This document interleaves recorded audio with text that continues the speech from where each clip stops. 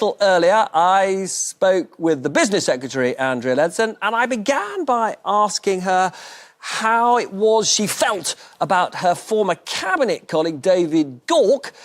I mean, he was in cabinet with her literally only a few weeks ago, encouraging voters to go for the Lib Dems and not the party he's been a member of for years, the Tories.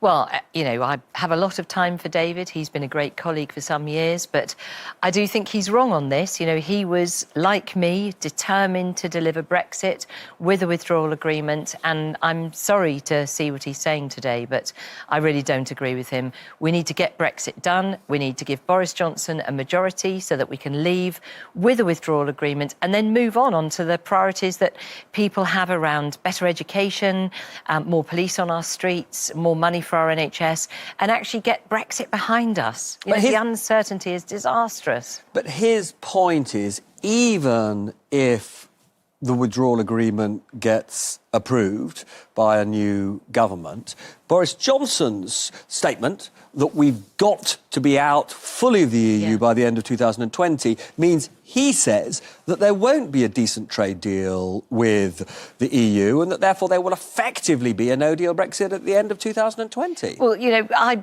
absolutely thought this would be the next stage. I mean, you know, a couple of weeks ago we But had it's from your people colleague, saying, though. It's your erstwhile colleague. It's not. This is not somebody who's opposed you all the way through. This was somebody who voted for Theresa May's deal. And the truth is that the EU and the UK have a political declaration that runs to some 30-odd pages, which is a real template for that free trade deal. They and we have agreed that we will get that deal signed by the end of 2020. And so there is every reason to believe that we will do it. Don't forget, we start from exactly the same rules and regulations. The implementation period that kicks off from the minute we get that withdrawal agreement through Parliament will then take us until the end of 2020, by which time we will have the future relationship buttoned down. And, you know, people said that Boris would never get the withdrawal agreement changed, but he did. And now they're saying, well, you'll never get the free trade deal, and we will. And he also said that we would be leaving at the end of October, and we didn't leave at the end of October. So I suppose what I'm interested in is, should we trust him that we're really leaving at the end of 2020 or not? Those are two very different things. You know as well as I do that the reason we didn't leave at the end of October is because Parliament prevented us from doing so. With the support from the chair, Parliament took control of the order paper on an SO24, which is a procedure in Parliament that is not designed for Parliament to be able to take control of the order paper. They then passed a law which is not something that Parliament should be able to do. None of these things were at the Prime Minister's behest. He's been determined. I guess all that, and I know that's why he wants a majority. Exactly. But I suppose the question I'm putting to you is, if, and it's obviously got to be possible, there isn't a trade deal at the end of 2020 nailed down, in your view, should the UK still leave at the end of 2020? We have to leave the European Union. You know, 3.5 years now since people voted to leave the European Union. We have to deliver on it. So just to be clear, David Gauke is right that there is a risk that we won't get a trade deal at the end of 2020. Is he? The fact is, we But you're saying there's a risk. I think you're saying there's a risk. No, I'm not saying there's a risk. I'm saying I'm absolutely confident we will get that free trade deal done by the end of 2020. Well, confidence is not the same thing as it being 100%, is it? Because until we reach the end of 2020, we won't know for sure. But what I'm saying is we can count on the fact that the Prime Minister managed to change the deal when people said he wouldn't be able to. We do have a 30-plus page political declaration that sets out that template for that deal. We have a firm commitment from the European Union to signing a deal by the end of 2020. And if we can get a majority, we will also have a UK government and a UK Parliament that's determined not just to leave the EU, but to get that good deal that will work for the UK and for the European Union. Now, the tenor of everything that you've said, I think, implies that you agree with Aaron Banks, the former colleague of Nigel Farage, that the Conservative Party is now the real Brexit party. the Conservative Party is the Democratic Party that's determined to deliver on the referendum. Are you the Brexit Party? No, Has not the at all. Brexit Party itself become redundant? No, well, I think it's good that the Brexit Party have recognised that Boris Johnson is the only person who can get Brexit done. But no, I mean, the Conservative Party has a long tradition of being for all people in this country. And what's quite clear for me as business secretary is that businesses are crying out now for the certainty of Brexit with a withdrawal agreement followed on by a proper free trade deal that will mean businesses can have the certainty to make those hiring decisions, to make those investment decisions, and to move on from this appalling period. OK, but you don't want to be seen purely as the Brexit Party, but there is no doubt that in Labour constituencies which the Brexit Party is still fighting, the Leave vote will be split. If the Brexit Party were not to stand down in those very important seats for you, is there any route for you to get a majority? You must be feeling pretty pessimistic about all this. Well, I think anybody who wants to leave the European Union with a deal needs to vote Conservative. You know, voting for the Brexit Party won't mean we leave the EU. It will simply mean we get Jeremy Corbyn. And more So would you urge Nigel Farage at this last moment to reconsider and simply not field candidates? Well, he will do what he wants to do, but I would appeal outside of all political leaders to the public to give Boris Johnson the chance to get Brexit done so that we can move on to their priorities. You know, people are sick and tired of it. Parliament has been absolutely log-jammed for the last 2.5 years. And we've just got to move on. We've got to get rid of the uncertainty and start to talk about the things that really matter, about infrastructure in schools and more police on the streets and more money for our NHS. In a second, I do want to bring in Anushka on another aspect of the election campaign. But before we get on to that, actually Brexit and the arguments has been squeezed out by a whole variety of other things, including floods. Can I just ask, when you were Environment Secretary, did you ask for more money for flood defences?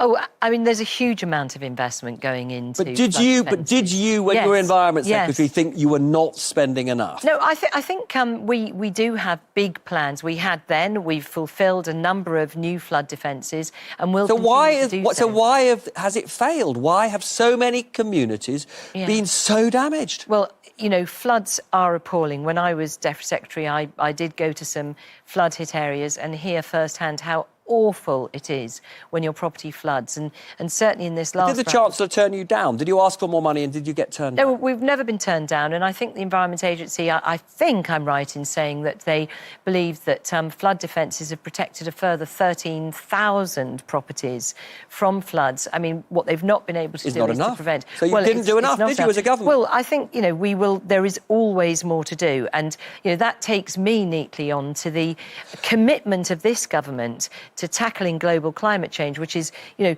potentially the greater incidence of floods. Sure, but that is a long-term goal. Yes, We've got the short-term problem that floods are happening now. And I do want to bring in Anushka because she's got some very relevant information about the amount of money that's available. Yeah, you may have noticed, Robert, that there's already been lots of talk about public spending in this election, and we haven't even seen the manifestos yet. The Chancellor, Sajid Javid, has accused the Labour Party of being absolutely reckless with the economy. And it's not a new message. When Jeremy Corbyn released that manifesto in 2017, here was the Tories' advert in response to it. They called it one big bombshell for you and your family, more debts and higher taxes. So they clearly thought it was pretty reckless back then too, which is interesting because the Institute for Fiscal Studies have had a look at the Tories' spending plans too. Let's have a look at them. They start with 2017. So that bottom line were the Tories' plans back then. That line is the Labour manifesto plan. Now, we know that since then, the Conservative Party have put a brake on austerity. This was Philip Hammond earlier in the year when he was Chancellor, raising that line, although still well short of the Labour line. But now this is what the Tories' plans add up to. a sharp rise for that blue line, almost touching the Labour one. In fact, the IFS say that if you look at the latest plans for day-to-day spending, they are close to the levels implied by Labour's 2017 manifesto. Robert. So that brings me on to an important point. You said in 2017 that Labour's spending plans would be a disaster, and you are now copying them. So why should we believe anything you say about Labour's economic policies and how disastrous they'd be?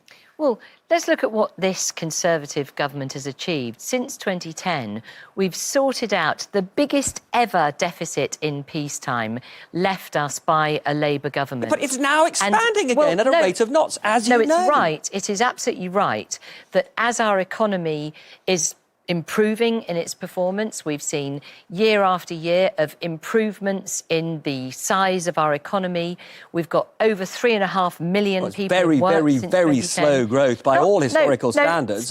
Still growing faster than European peers, and in the UK, we've had huge amounts of foreign direct investment in recent years. We've been one of the biggest foreign direct investment recipients in the world.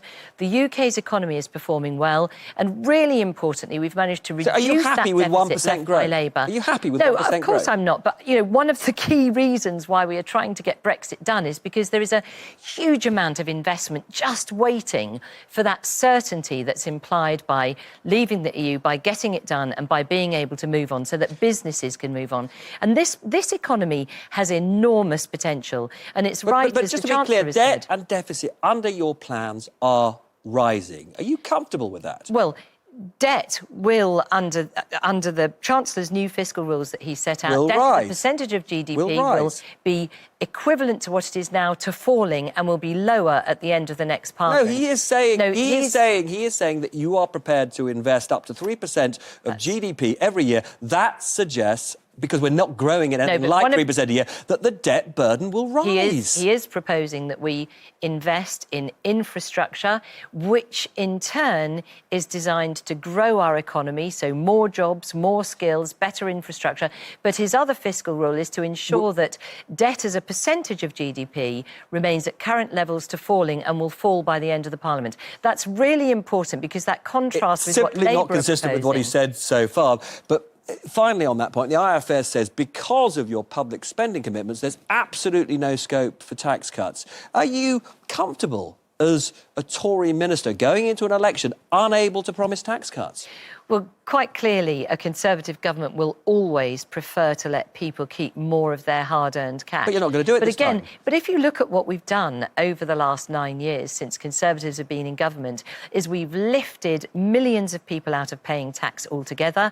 We've seen 3.5 million more people in work. We've introduced the national living wage. We're making people are better off under a Conservative government. We've seen millions of new apprentices. What is the point of a Tory government if you are not prepared to promise tax cuts? And plainly you can't. Well, we will bring forward our manifesto commitments in the near future, and then you will hear exactly what we have to offer.